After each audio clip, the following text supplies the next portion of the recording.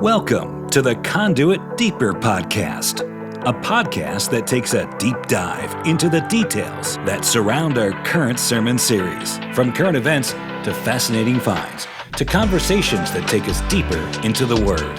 Thanks for joining us. Welcome to the Deeper Podcast. My name is Mo, executive pastor at Conduit Church, joined with our lead pastor, Darren Tyler. It's just the two of us this week. It's been a couple of weeks. It's been a few weeks since it's just been the two of us. We've had guests over the past several. We're about to find out if this is like riding a bike. Although after the last two, we would have to change the name to the Shallower Podcast. The Shallow Podcast. Because the deeper, we done been to the deep end. And we've been in the deep end. I'm tired of treading water. I could use a little shallow. Yeah, I need a place where I can stand and not on my tippy toes. I can't tread water any longer. Because we had, obviously, Dr. Ross last week, along with Dr. Easley. Before that, we had Dr. Ross by himself. Before that, we had our friend Patricia Heaton for a Deeper Live. Patty, as I like to call her. Which she actually prefers. I know, it's so strange, right? So it's been a month of these since it's just been so we got to carry the load today. Like this is on our shoulders to carry the weight of this. You're about to carry it because we're gonna hit some heavy topics. That's a lot of pressure. I'm just the host. I'm just the host. Inaccurate, by the way, and also inadequate for this. I need you to be more than the host today. Our brains are a little tired. I mean, honestly, like the past couple of weeks. I mean, let's just be honest. I have an honest moment here. Now let's just us. The two of us. Just us. It's our brain muscles have had to work a little extra just to keep up, just to even ask questions. Now, last week we only got to ask maybe a couple of questions. Yeah, they didn't need us. We were we were the eye candy in that little thing. But seriously though, I mean, have you felt? I've never felt dumber. Like I'm sitting there, but Easley and Ross, and I'm like, I am so dumb. These are smart guys. Yeah. And it was like literally, I think any one of them could have talked me into their position. Right. I'm like, oh no, okay, now I'm that guy. Oh no, never mind. Now I think Ross story. Well, no, never mind. That's a good point. Now I agree with Michael. And then we ended, and I'm like, I don't know.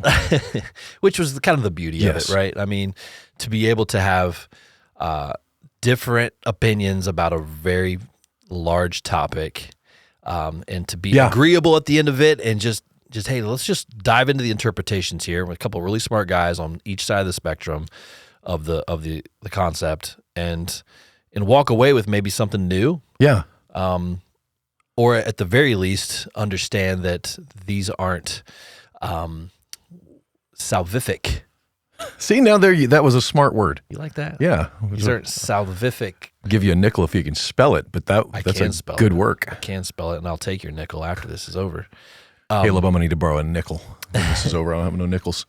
But these aren't conversations that, in my opinion, and I think you would agree, that don't determine our salvation. Yeah. They just help interpret the overarching idea of who God is. The thing about where we are, in general, is that division, obviously, is everywhere. Division is straight from the pit of hell in general. But what feels like, how do I say this? So there was a time where the things that I thought were essential, like that list it used to be a lot longer for me. And as the hills to die on? Yeah, exactly that. And then for instance, should a woman be a preacher on a Sunday? Okay, that's a legitimate conversation that's worth having. But is it worth dying on that hill in a culture right now where there actually is a real gender war? Like they're trying to turn our boys into girls and girls into boys. So, it feels a little bit like there's all these like sub-armies fighting each other while the army of the dead is coming, and we're busy trying to kill each other, like trying to figure out what puts us on the same side. And there are those that would say that the 7 literal days, Ken Ham being one of them, is a essential doctrine because it undermines the credibility of the Scripture to say otherwise. I just happen to disagree with that, because if we're using the scripture, which is what like the Scofield Bible, study Bible had, the gap theory in there, because it's even the way the language of the first verse of Genesis is different than the remaining verses of it. It just, the actual language leaves a ton of room that just between verses 1 and 2 there could have been billions of years, like in the beginning, right? And then the earth was formless and without void. So what was it created formless and without void?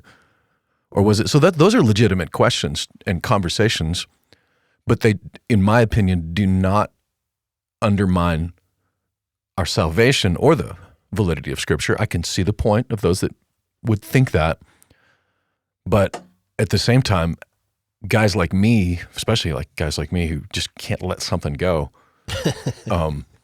you know what I mean? I'm sitting there, I'm staring at the stars in Nebraska and the Milky Way going, wait a minute, if that's like 3,000 light years away. So let me ask, what team are you on? I'm on team... Are you old Earth or young Earth? I'm on team, I don't know. Okay. I guess that's fair.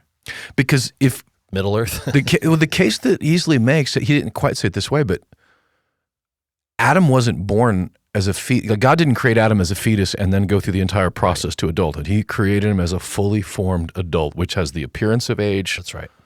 So could he do that with our universe? 100%. And if he exists outside of time and space, then for him, I know that people take that 1,000 years is like a day is like 1,000 years. They take it quite literally. It's not a literal statement, but it's a way of saying God exists outside of time.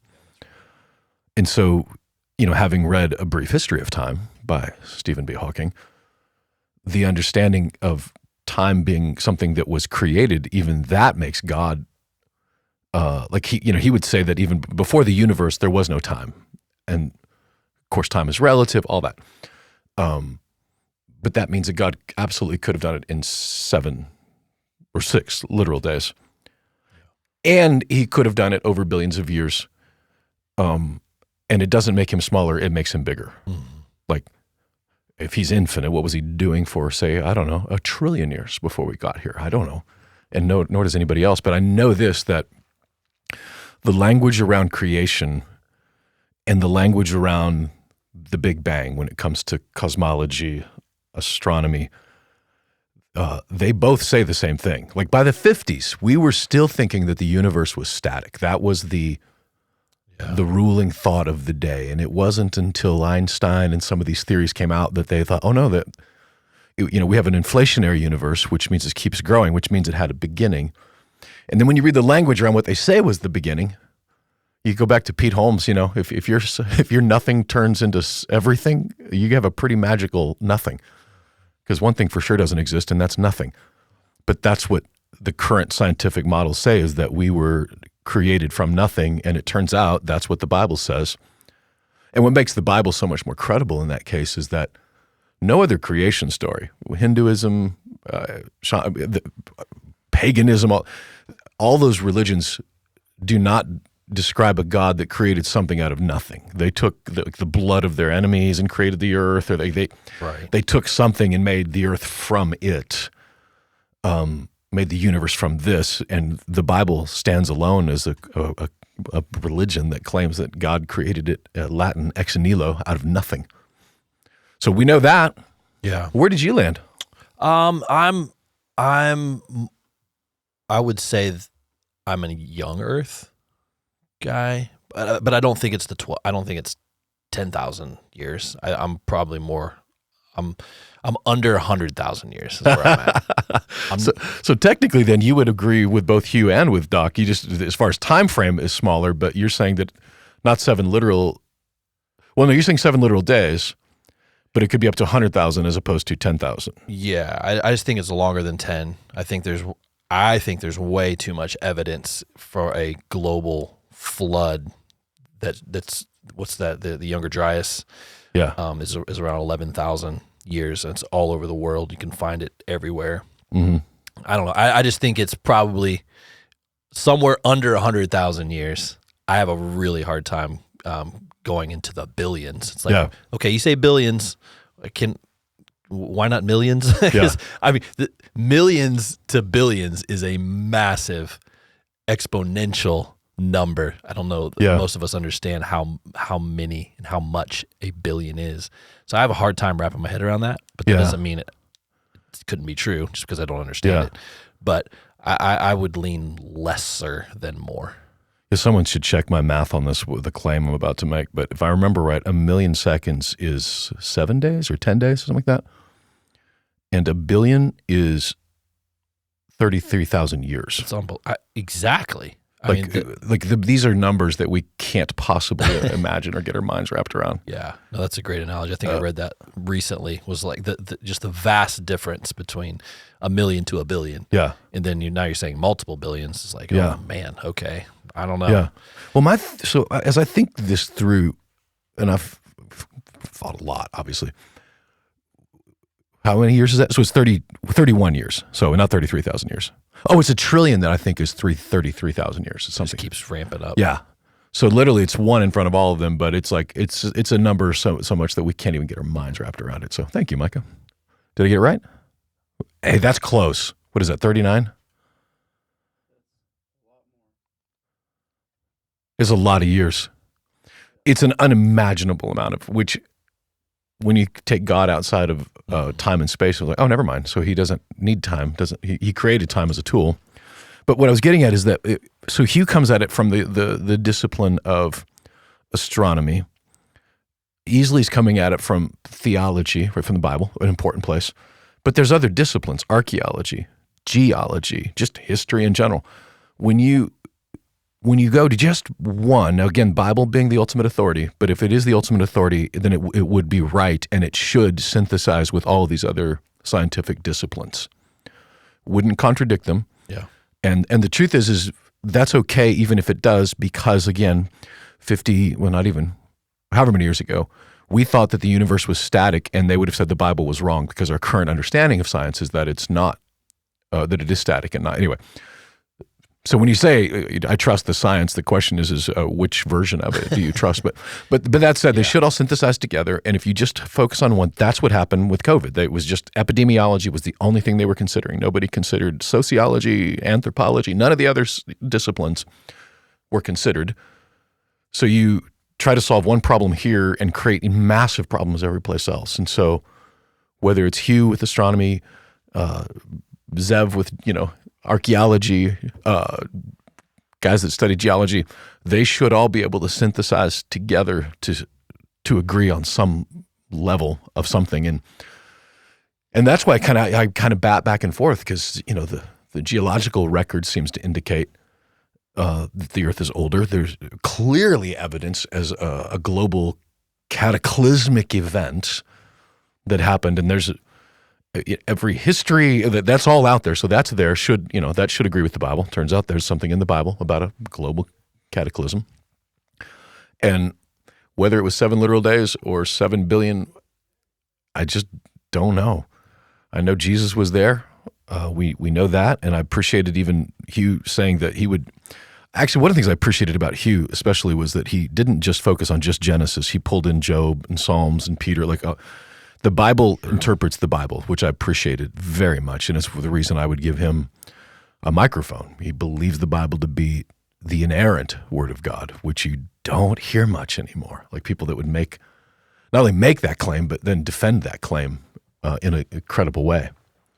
There's a Netflix documentary, I don't know if you've got a chance to watch it, from Graham Hancock about the... I picked the wrong time to try to make that's true. Principled stand against Netflix. It's clearly my principled stand is doing nothing, so just resubscribe. It's it's like a 7-episode documentary just talking about a essentially dialing into the global flood event. Oh, interesting.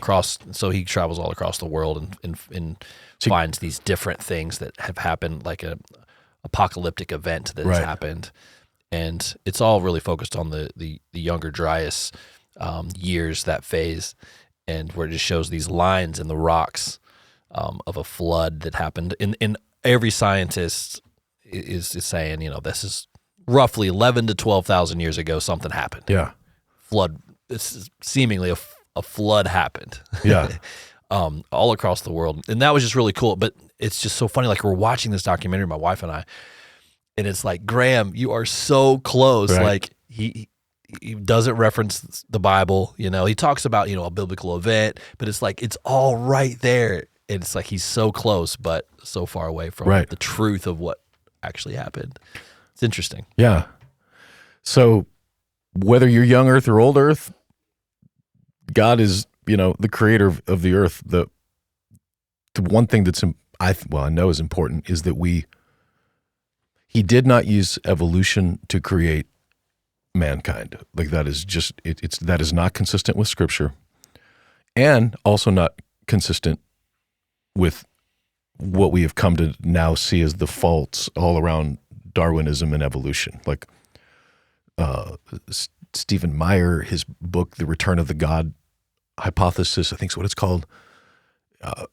His book, Darwin's Doubt. Like, there is no, it is not credible any longer to think that we crawled out of some primordial ooze. Like, before the human genome was decoded, they tried to make an argument for that, but now even they're like looking at it going, which is why guys like Richard Dawkins, like, well, maybe, space aliens came and impregnated and, inseminated the planet. Like, that's how crazy it's had to become to try to describe why you and I both have inside of us the human genome, which is a code, like a computer code that is numerically based, and yours is unique and mine is unique. And if there's a code, there must be a coder. I'm so glad you mentioned that. Incredible segue that you didn't even know was going to happen. But Elon's in the news, of course. He made a statement this week. He is the news at this point. He is the news. He made a statement this week, saying that AI will be smarter than the entire AI will be smarter than humanity by 2029. He's talking about AI, what's happening with large language models, how fast they are developing. And he's basically saying, you put the smartest human up against AI, AI will win. And then he went on to say, take all of the smartest people in the world combined together, and AI will still outperform within the next 5 years. Wow. And then he started getting into, though, also, then even like, was it today or yesterday? He put out a stat showing the bias of different search queries to woke agenda ideologies. And he was talking about the programmers that are in Silicon Valley and how they are influencing the outcomes of AI. So we're back to the exact same place that we started. Yeah. Yeah, because where we are now is, well, so first of all, there's a difference between knowledge and wisdom, right? Like, it may be smarter than everybody, meaning that it contains more information than humans. But so knowledge is the information, wisdom is what does it mean, right? Knowledge is these are the facts, wisdom is this is the truth. That's really good. And what we have to, that's half of our life, right? I mean, 85% of our lives is like, okay, there is no verse for this, so I need wisdom from the entirety of Scripture. Like, do not commit adultery, that's there. I know that one. What do I do when my wife and I have a fight? Right? That's wisdom time. I need Psalms for that. I need Proverbs. It's why there's no book of smarts in the Bible. There's the book of wisdom. Like I think it's the first 10 or 12 chapters of Proverbs is if you do this, this will go awesome for you. And then the next, I think 10 chapters are except when it doesn't. Mm-hmm. That's wisdom, that you do this and and this will happen. And sometimes you do this and this happens. Like, that's just the way life reflects. But what is especially terrifying is the code is their attempt to add their wisdom to this, which is why Google Gemini was such a disaster, because as I read up on that, here's the code. So I'm asking, show me a Civil War history or whatever. They had a code that took that question and then put it through their morality which ended up with, pictures of Asian Nazis or, black senators from the 1800s. Like it didn't have any wisdom. It just had knowledge. And when they tried to apply their wisdom to it, they were applying their morals to it. And we should be very careful what we wish for. There's many, many helpful things that, ChatGPT does and AI. We were, even before coming, we're starting recording, Mike and Caleb and I were talking about the AI technology, even for like a recording a podcast like this, like being able to take out the breathing or the pops or but just like the Roman road, right? The Roman roads were the biggest technology of their time. Terrible things were done with the Roman roads because it included their morality, it took their morality and spread it to the nations. And God took that technology and took the gospel to the nations. Paul traveled in Roman boats on Roman roads to take the gospel to the nations. So as Christians, I don't think we have to evacuate from it, but I do 100% know we got to be very aware that these are not amoral. They are very much moral, but not our morality. I think it was, 95 or 98% of Google employees voted for Democratic candidates. Very one-sided. Yeah. Think like 98%. And that's who was sitting down and using their quote-unquote wisdom to impose on us. Yeah, I think that's probably true across the board for the entire tech sector. Yeah. That's on the West Coast. Yeah. So, that just comes with the natural. That's not to throw the baby out with the bathwater, but for all intents and purposes, the tech sector is left-leaning. I think that's a fair. Yeah. Leaning might not even be the right word. Like left position. Leftism, like the religion of leftism, wokeism, very much, with notable exceptions. And even with that, we have to be very aware. So there are leftism, wokeism, the primary, like the vast majority. And then there are David Sachs, there are guys out there, girls that would lean conservative, but even they're not Christian. So there's a difference between conservative principles and Christianity. Conservatism, left without Christ, is just another religion, right? Which is why far-right folks do this. It's like fascism on one side, socialism on the other, and the result is still the same, which is a lot of corpses, a lot of dead bodies when you go to either extreme, which is why Jesus rejects both of those. Well, we've launched into this new sermon series, The Gospel According to God, which is a study through the book of Genesis, the first 11 chapters, because that's probably enough just to get us going here. What's the prologue? It's the prologue. You launched us into this on Sunday, just kind of an overview of these 11 chapters and what the main takeaway is. And the main takeaway through the first 11 chapters is what the world looks like with God and what the world looks like without God. Yeah. Yeah, John Lennon wrote, right? Imagine there's no heaven. It was like his declaration that the world would be better off without God.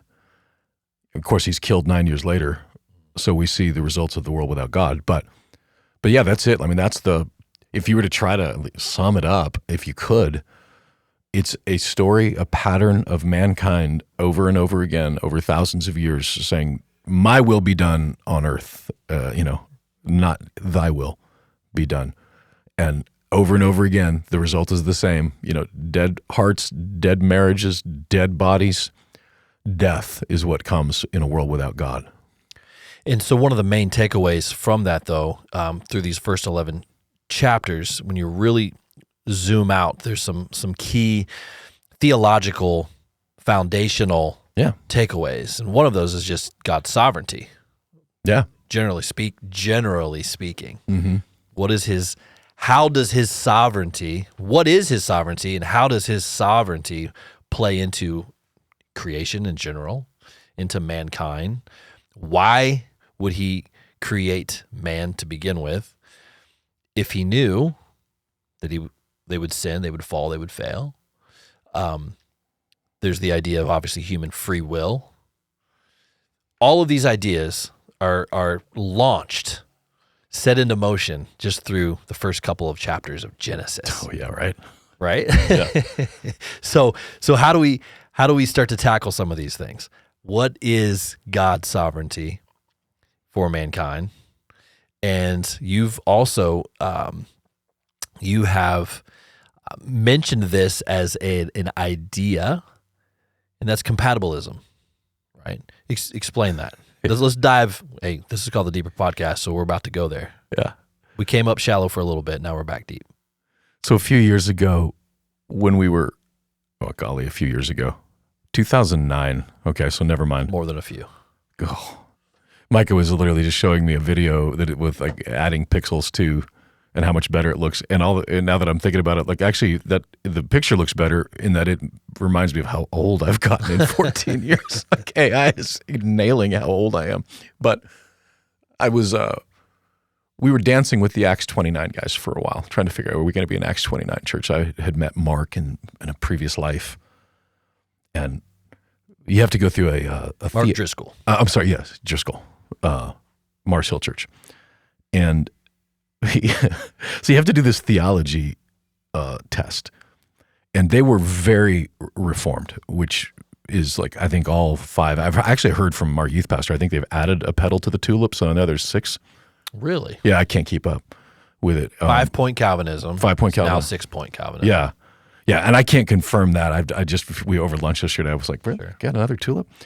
But the reason I couldn't sign the papers ultimately was that I could make a case in Scripture that that God chose me, because it's in there, which means that His will, and there's a case to be made that I chose Him.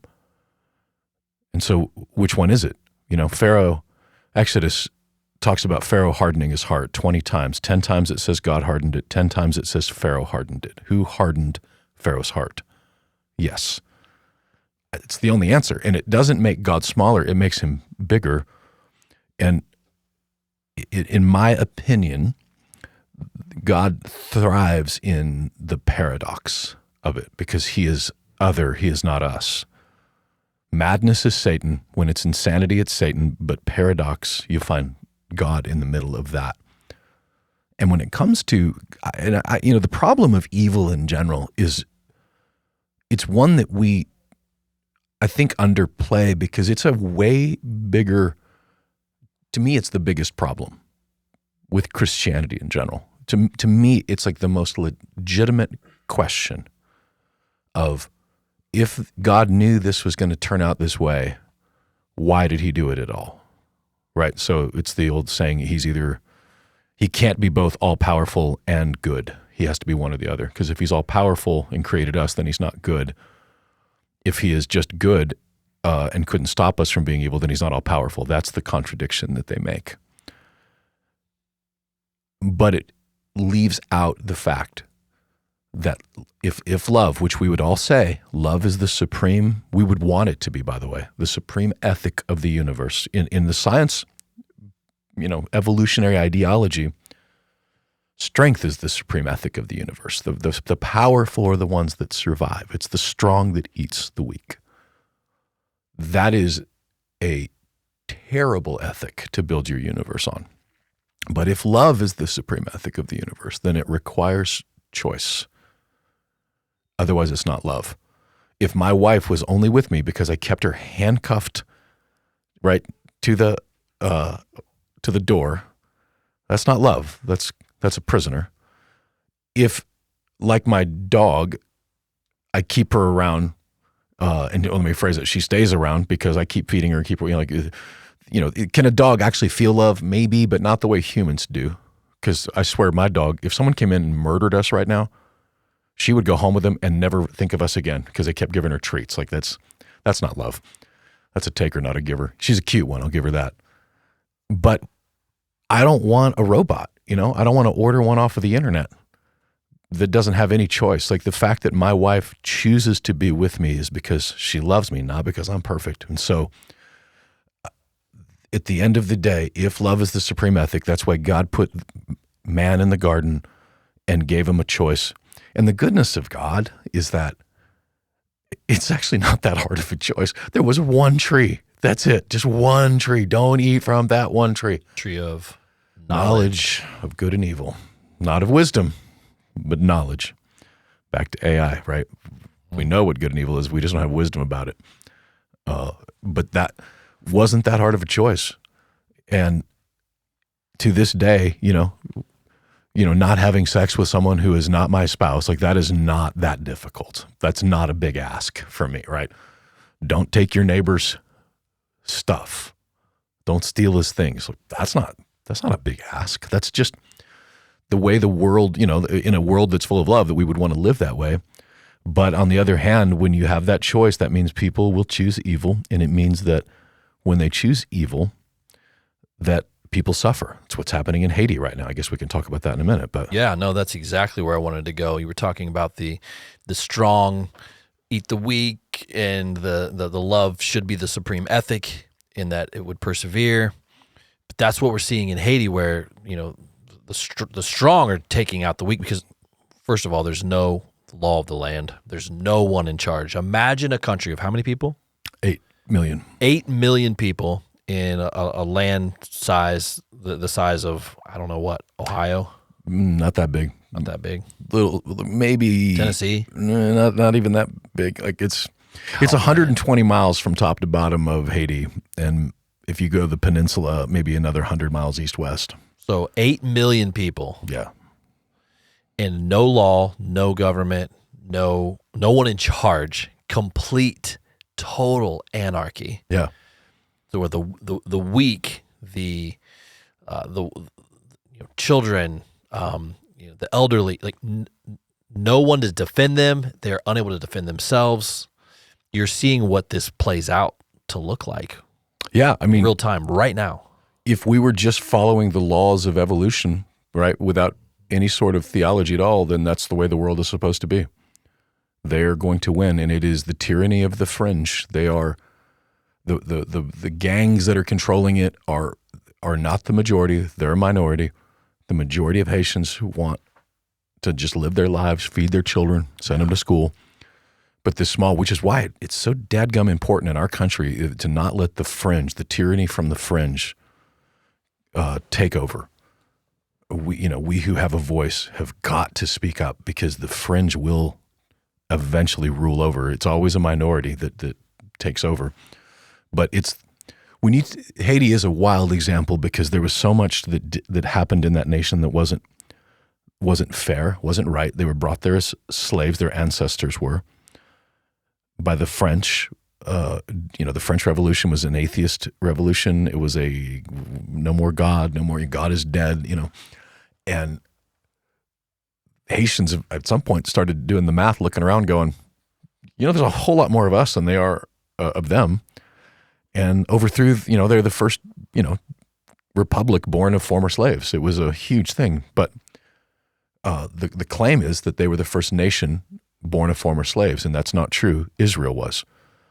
Israel was slaves for 400 years, and God, delivered them out of slavery, and then spent, 40 years. It's been said that it took 400 years to, for them to get Egypt in, took 40 years to get Egypt out of them in the wilderness. So he camps them in the desert. What it was is they didn't know how to be free.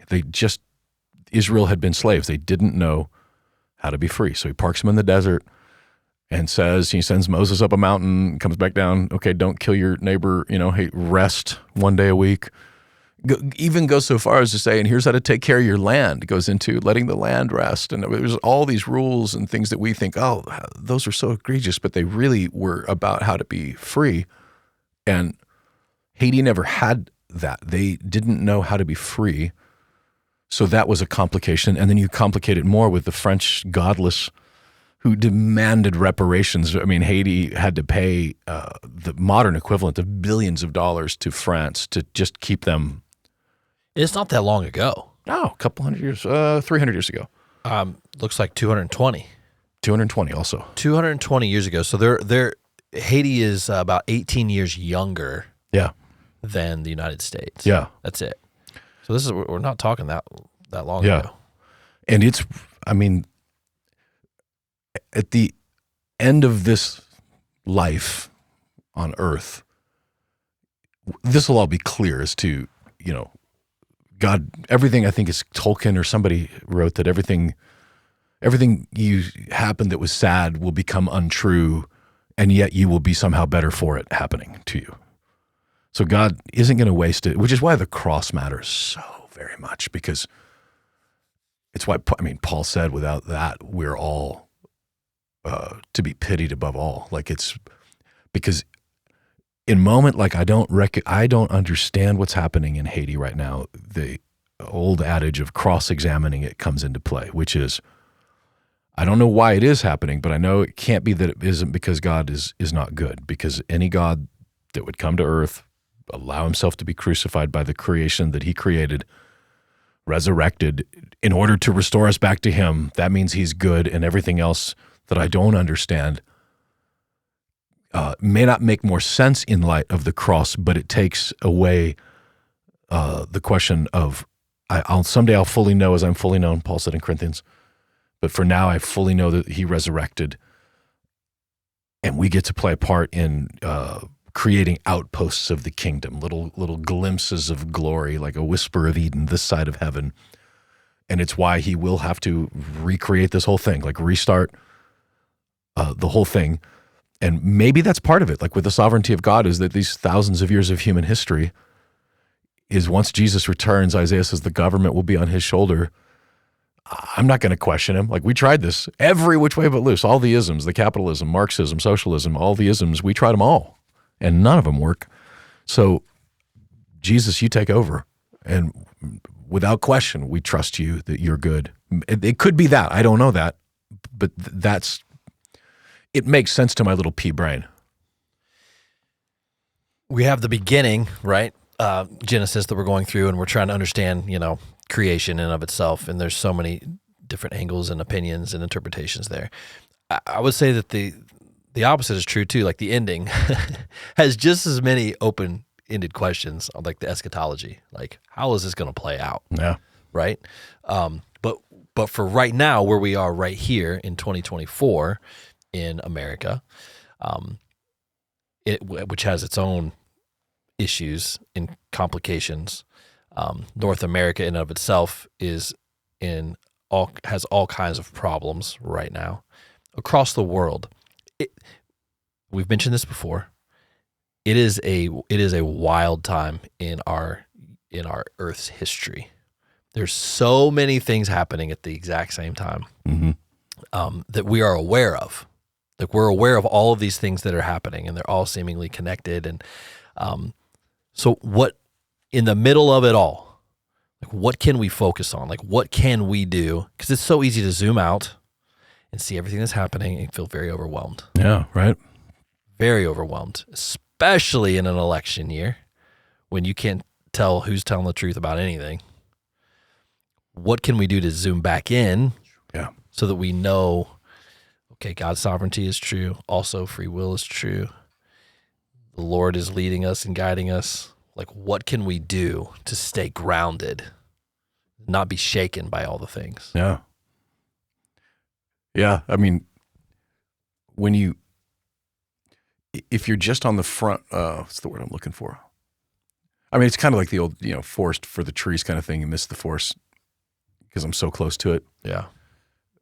But there's this idea of, but I've got to walk through that forest now. Like, I'm in the forest. Like, so I'm really close to the forest because I'm in it.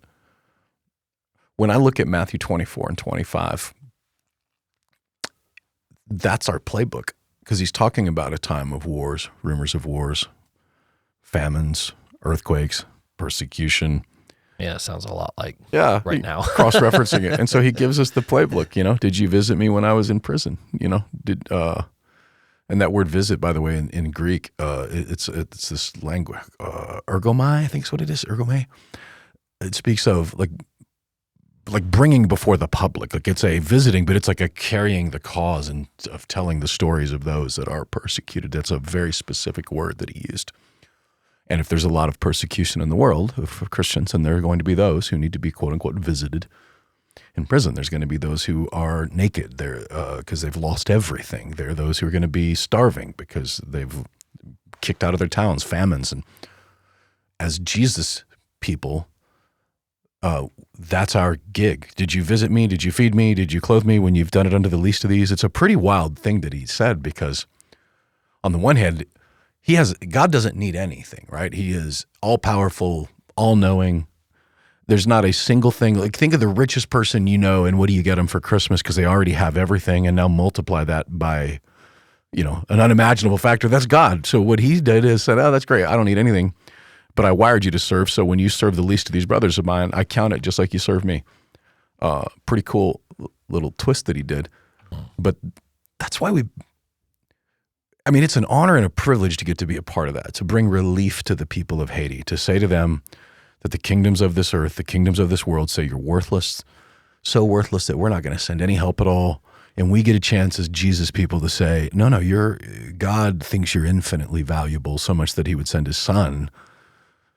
And we're going to send sandwiches, we're going to send food, we're going to send help and relief. And we're doing that in Israel, we're doing it in Haiti, in Africa, Asia, all the continents. I'd love, maybe even Antarctica. I don't know if we can find somebody down there, but at some point we'll have a presence on every continent love that in the world. Yeah, there's work to be done. Can you give us a brief snapshot of what's happening in Haiti? Yeah, I don't have a brief, but at least like some bullet points of what's really going on. Because mainstream media is not really covering it. They're starting to maybe give a little overview, but what's actually happening? Yeah, once again, legacy media's hand has been forced by the internet, because they were just fine to ignore it, especially in an election year. They're fine to ignore it because it looks bad on their preferred candidate. Yes, it does. But in short, what's happened is the president of Haiti was assassinated 2 years ago, just over 2 years ago now. Jovenel Moïse. He was not popular before, because he, like every president, it seems like in America, wherever you are, they made a whole bunch of promises and didn't come through on any of them. But over the years, Haiti had become a narco state. Like, if you were looking to get drugs from Colombia, South America, whatever, to America, Haiti was so porous that you could land your planes there, refuel, and then distribute from there. And they began to pay off local government officials, local police officials, and built the strength of these narco gangs that are now in charge of 80% of Port-au-Prince, which before this began to really crumble, there were 4.5 million in just Port-au-Prince. Wow. Like, the vast majority of the country was centered in Port-au-Prince because it was the place where they felt like they had the most opportunity. And Moïse is assassinated. By who? Nobody knows. Somebody took him out. Yeah, and one of the guys that was potentially implicated in it is Ariel Henry in English, but Henri in Creole. It's basically Henry, Ariel Henry. He had been appointed as prime minister by the president for one day.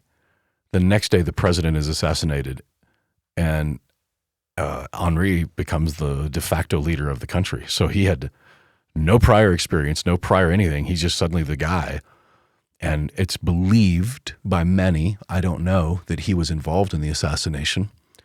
I think it was 18 guys from Colombia that were... Yeah, I was going to say, wasn't Colombia in the middle of that? Yeah. So it was Colombians, but not Colombia. There were guys that hired Colombian guys, told them it was one thing. And I do believe they had no idea what they were getting themselves into. They had been hired. Do you think Colombia was a proxy for another bigger nation? I don't think that at all. I think that these were guys that were for hire mercenaries that were hired by some people out of Miami, Florida, as the official, as of right now, because they wanted to overthrow the government and install a new government. Haiti, about every 10 years, if you look historically, there's been an overthrow. 2004, Aristide was overthrown. 1994, Baby Doc, if I remember right, and Aristide was installed. Like, it's almost every 10 years or so if you go back historically. We skipped a decade with 2014, but that was in the middle of the earthquake. True.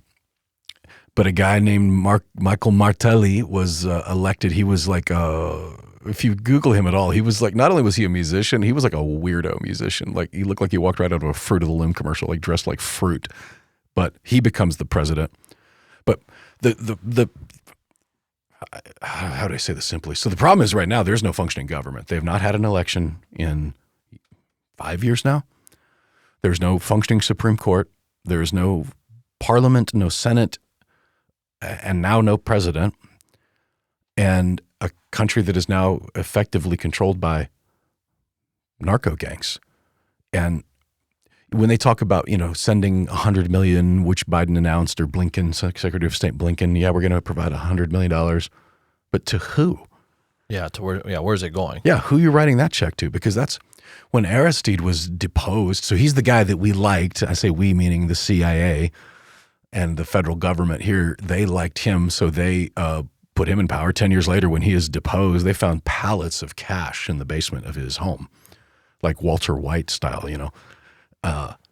So here we are now. Like, who do you fund? This is a problem that is going to require some sort of very large military presence, and I pray it's not ours. Well, this morning, the U.S. Marine Fleet Anti-Terrorism Security Team, they're all about their 4-letter abbreviations, called FAST, Fleet Anti-Terrorism Security Team, also known as FAST, deployed to maintain strong security capabilities in the U.S. Embassy in Port-au-Prince. That was this morning. So the U.S. sent Marines there this morning into Port-au-Prince. But if I'm hearing you right, like just to protect the embassy, it's nothing to protect the U.S. Embassy. Although none of our folks from the embassy, none of our ambassadors are there. They've been brought home. So yeah. I mean, there is, again, there's nobody in charge. There's no U.S. forces. No, and I don't know if I'm right, and I don't know if I'm alone in this, but I don't want our forces down there. And by the way, Haiti doesn't necessarily. The average Haitian doesn't either, because they're used to, even right now, my friends in Haiti are looking at the federal government. Think about Biden. If he was going to appoint somebody to replace himself here in America, would we want who he would appoint? I don't know. We might find out here in a few months. Yeah, that's true. That's a fair point, right? But it's true in Haiti. They don't want the people that he's appointing. They're like, let us choose our own. But on the other hand, like if we send troops down there, we know what'll happen. If for it to be successful, there's going to be death. Like, and innocent people are going to die. Innocent people are already dying. But look, we see it happening in Gaza, Israel. The choice is crystal clear. It's either freedom or it's Hamas. Those are two. There's no 75% compromise on that. It's all or nothing with Hamas. Same with these drug gangs. Like, it's all or nothing. Mm. And they're not running around like in drug gang uniforms. They're not, they look like everybody else. So, and you've been to Port-au-Prince with me. I mean, think about how easy it would be to shoot U.S. troops for that matter, and then just disappear into the crowd. And you end up getting innocent people killed when you do it. And then what happens is what always happens, which is Washington Post and some, self-aggrandizing, bottom-feeding, clickbait-chasing, quote-unquote journalist starts judging our troops according to, and they end up in criminal courts. It's literally a lose-lose situation to send our troops in there, unless they would let them do what needs to be done to get it taken care of. And as of right now, nobody's coming. The U.S. forces aren't coming. Kenya announced last night they're putting a pause on sending in 1,000 of their police because they just made a deal with Ariel Henry. That's why he was out. So he was out of the country in Kenya finalizing the deal to get these 1,000, which parenthetically, 1,000 Kenyan police against thousands of, it wasn't even going to be kind of enough. Drop in the bucket. But they announced a pause on it because the prime minister trying to come back to his own country can't get in his own country because the gangs have taken over the airport. He is so unpopular. They were just shooting at planes, like an American Airlines flight, sitting on the runway. They're shooting at the plane, so now they can't get any planes in or out of there, including the prime minister. So he resigns. Kenya's like, well, we made a deal with that guy, and he's not there. We're not sending our guys in. They're at least smart enough to know that we don't know who we're even working for at this point. So the Department of Defense has issued some sort of warning or alert. They're concerned about mass migration. Oh, of course. Into Florida specifically. Mm-hmm. And knowing that there was basically a jailbreak for 4,000 prisoners in Haiti are on the loose. Yeah. And they literally emptied the prisons. Oh, that's not good. And so I know DeSantis is kind of up in arms about all of the potential for the mass migration of gangs into Florida. Yeah. And they've got a post set up. Yeah, and so keep your eyes on that because this is an election year. By the way, so was 94? Was 94 an election year? Oh, I think so, 92, 94. It was 92. But I'm old enough to remember 92 images on the news of boats coming on shore in Florida full of Haitians, boats being rescued, thousands of people dying on the open sea in these little rickety boats. About to see a repeat of that. We are, and which is what spurred President Clinton at that point, to send a military force in there. It's an election year. You can't have that on the news because you look, like a fool with it. And so that's going to happen again. And, Haitians are not stupid. They're not unaware of our policies. And even our policies, a lot of people don't know this, but the border, the southern border, which is getting a lot of coverage, as it should, if you are from Central America, Latin America, you're apparently you're welcomed in, and we're going to give you a check and a gift card Biden has. If you were from Haiti, because a lot of Haitians were coming across the border because they were hearing the same news everybody else was. We get to Mexico, come across that border. He was deporting them immediately. So the Biden administration policy on Haitians was different than on Central America. Tens of thousands of people crossing the border from Haiti were put on planes by the Biden administration and flown back to Haiti. They didn't do that with Central America. Interesting.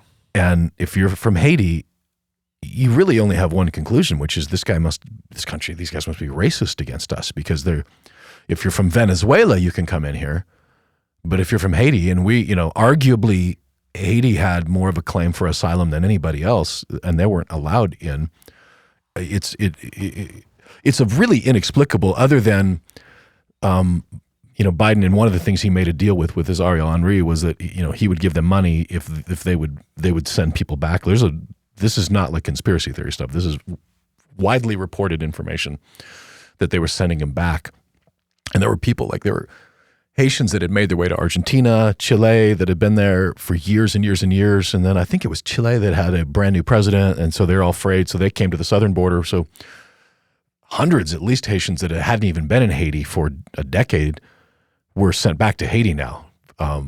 Nowhere to live, no money, no nothing, just dumped off in the middle of Port-au-Prince in the middle of a gang war because of our U.S. policies. What is the primary religion of Haiti? Voodoo. And it's not a cultural thing either. It's like really creepy Catholicism. Like somehow you take Catholic Easter and mix it with paganism, and it's called voodoo. And they don't have like a national religion, like say Uganda or whatever, but that is the primary religion would be Catholicism and voodoo. Well, it's interesting to see a country that's 220 years old without a primary religion, without basically a godless society that's turned into total anarchy. And here we are with our potentially Genesis 3 depravity of man playing out right in front of us about 1,800 miles away. It's sad because we have friends there. And we have ministry work that's happening there, and they're about to be in a dire situation with food and water. Yeah. And so what can we do? Quitting is what we can't do. And so we wake up every morning trying to be creative, to think of new ways to get food in, to get water in, to get provision in. And that's what we're going to continue to do. We just have to keep working at it. We just sent another $20,000, I think, this week. Which I'm guessing goes a really long way in Haiti. It does. It doesn't go as far as it used to because actually as of this week, I think the port is still closed because these drug gangs took over the ports. But when they were open, they would drop the stuff off in a port, and then literally right outside, if you picked up a truck to go get your stuff, you had to pay a tax, quote unquote, to the drug gangs. And as you're delivering along the way, so it's like, let's use Tennessee as an example. So we're making the pickup here at Conduit. We're going to go north to Nashville. I got to stop in Franklin to pay the tax for the gang that controls that. I got to go through Brentwood, and there's a tax for that guy, who's controlling, and it's all cash. So by the time the food gets to Nashville, there's all this extra cost of just paying gangs to get it there, which means the cost has gone up. As of right now, there is no other option. The border on the DR is closed. We've been investigating getting boats in the DR and just going along the coast and dropping them off, there's no border there. So honestly, almost any beach you pull up on, you could, that's why, again, the narco gangs were so powerful there.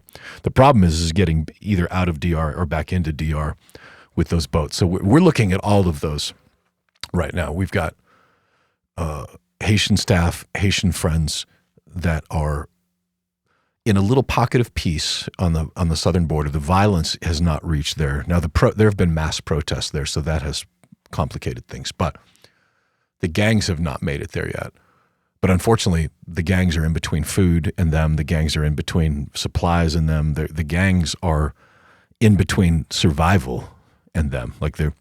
You're going to start to see, like I said, waves of people washing up on our shores. You're going to see people dying in the open seas. And mark my words, because the images are already starting to come out, but there's going to be mass starvation going on. It's already underway. I mean, there are people like right now going days, if not weeks, without food. That's happening right now. And it's a result of so many things, but it's not systemic, it's sin. I mean, that's the problem, right? That's what Genesis 1 tells us.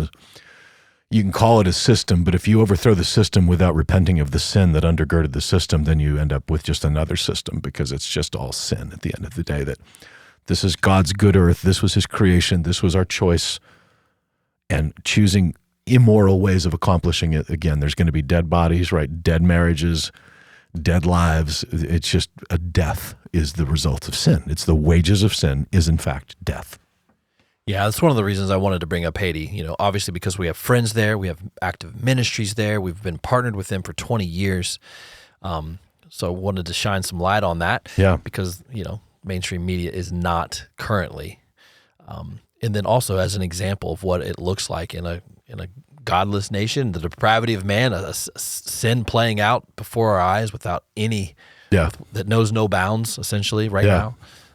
So I felt it would be important to give it a spotlight. And important for us to remember that in our country that, hey, we're not immune to this stuff. That's exactly right. The tyranny of the fringe is not something unique to Haiti. That's on our doorstep. It's on our doorstep, yeah. And the question of, these are very legitimate. If we don't speak up, someone else will. Because I really want to be clear, the Haitian people, are not, it's not their fault in that, especially if you're 5, you're 10, if you just, it's like blaming you and me and our families for our government's behavior, and I didn't do it. And on the other hand, there is a moral obligation, a moral responsibility to say that someone is going to be passing laws enforcing their morals. Someone is going to be influencing morality. I'd rather it be Christians doing that hold to a high standard of love and to Christian. I'd much rather them be the ones doing it. One of my Haitian friends a long time ago told me this, and I've never forgotten it, because it never occurred to me before. But he's like, man, Darren, the only difference between our politicians and yours is ours tell us to their face that they're screwing us. Yours pretend like they're not. Yeah.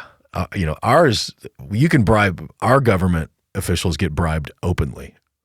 Yours do it behind closed doors. Oh. So there's no difference.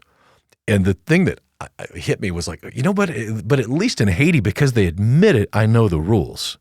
Here, it's like paying off a guy, you can't, technically that's illegal, but you can give him a stock tip and Nancy Pelosi can get rich. They've figured out a way around. So they're still ripping us off.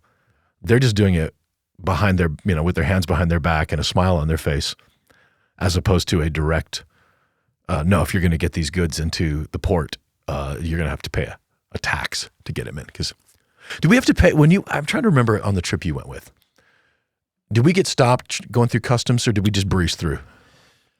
We got stopped briefly, but we had to pay a little handshake tip. Yeah. And it was not much. It was like $20 or something. Yeah. Yeah. For each of us. Yeah. And you're paying the customs people in cash, which if you're looking for open corruption, when you find systems that are openly cash, that's just the easiest way in the world for corruption to happen. When you're paying your taxes in cash, you're paying your. Yeah. I mean, they had like no reservation, like asking for it, even like the universal hand sign of like rubbing their fingers together, like hello, you owe me a 20, a fresh 20, please, for me to stamp this thing. I remember one of the times we went through there and they were trying to tax us for taxes. It's such a funny thing. We were trying to get the bribes for the medical stuff, and the guy that I was with at the time, we were it was in that moment. It was like, not today, Satan. Just not today. And we just basically told the team, go. We're not paying you a dime. And in my mind, as we're walking out of the airport with this little, customs guy yelling at me, I'm thinking, I'm about to get on an episode of Locked Up Abroad. Oh, no. But I didn't. We walked to the van, and he started to come out to the van, and I'm yelling at him, and he goes away. And it was the first time I really, really realized that if it were an illegal thing that he was doing there, a legal thing, he would have arrested me. Yeah. But it's not. And so he couldn't arrest me and did not. And that was like, okay. Now, in deference or fairness, their national police, their customs, all that, they get paid very little to begin with, and then they miss paychecks because the government can't afford to pay make their payments. And so it's a mess. So they're all on the take because the government isn't going to provide for them, and they find real quickly that guys like you and me paying them $20 here or $10 there, they make a really good living. So of course they're motivated that way to do that. As we wrap up here, we hit Genesis verses, chapter 1, verses 1 and 2 and 3 with a very fine point with our good friends. And then this past week, you did an overview of 1 through 11. What's awaiting for us this next Sunday? That was a lot. Yeah. Wasn't it? So here's the teaser for this Sunday.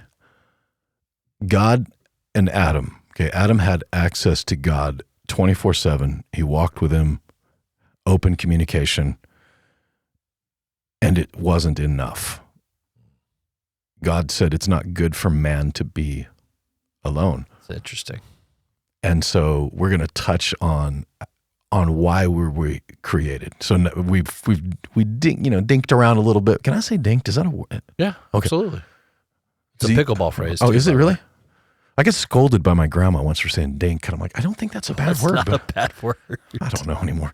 Yeah, me neither. It wasn't enough. So we were dinking around with how we were created, but maybe a equally important, maybe a more important question is why were we created, which touches on why would God have done this to begin with.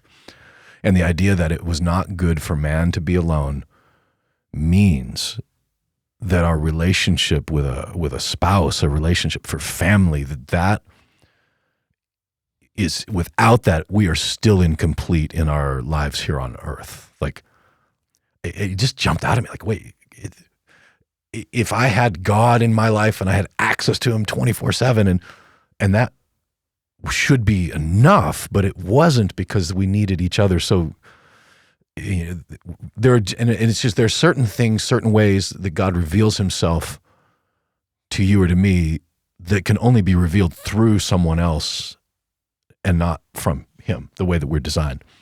Things I know about myself because I'm married, not because I read it in the Bible, if that makes sense. Like, I have access to God, but I needed access to him through my wife and her through me.